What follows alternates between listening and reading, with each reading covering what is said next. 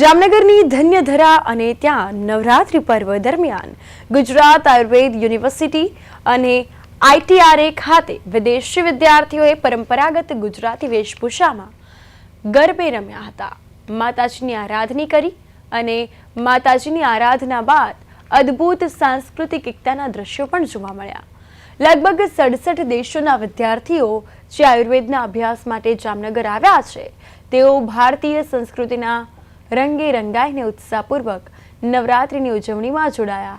આયુર્વેદ યુનિવર્સિટીમાં યોજાયેલા આ મહોત્સવમાં વિદેશી અને ભારતીય વિદ્યાર્થીઓએ એક સાથે ગરબા રમ્યા.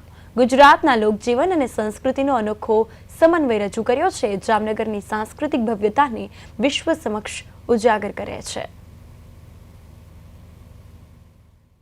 Namaste, my name is Nastasia. I am from Germany and I came to celebrate Navratri at my university ITIA, and this festival is very special because everyone is coming together and dancing, and we are coming from different countries and we are also from different states of India, and all are uniting in this festival and dancing together.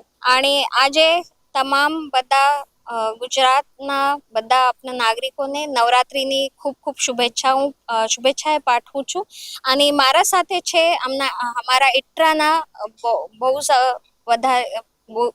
બહુ સારા faculty છે. અને ઇટ્રા એકમેવ રાષ્ટ્રીય મહત્વનું સંસ્થાન છે આયુષ મંત્રાલયના અંતર્ગત, અને એમાં દેશ વિદેશી છાત્ર ભણે છે. અહીંયા બહુ ઘણા બધા વિદ્યાર્થીઓ આવે છે. ઘણા બધા 67 કન્ટ્રીઝમાંથી અમારે અહીંયા વિદ્યાર્થી આવેલા છે અને ભણેલા છે આયુર્વેદમાં વિવિધ કોર્સોમાં. અને અમારે અહીંયા દરેક વર્ષે 5 દિવસનું નવરાત્રિનું આયોજન અમે કરીએ છીએ. અને એમાં આપણા ગુજરાતના વિદ્યાર્થીઓ, આખા ભારત વર્ષના વિદ્યાર્થીઓ, એના સાથે સાથે વિદેશના વિદ્યાર્થીઓ બી ઘરમાં રમીએ છીએ.